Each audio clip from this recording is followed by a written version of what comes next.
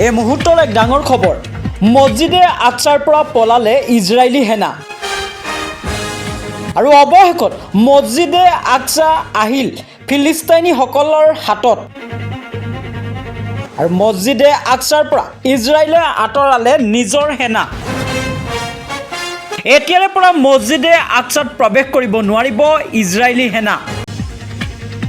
সঁচাকৈ বহু কষ্টৰ ফলত আজি জয়ী হ'ল ফিলিস্তাইন আপুনিও মাৰ্শা আল্লাহ লিখি ফিলিস্তাইনীসকলক জনাওক শুভেচ্ছা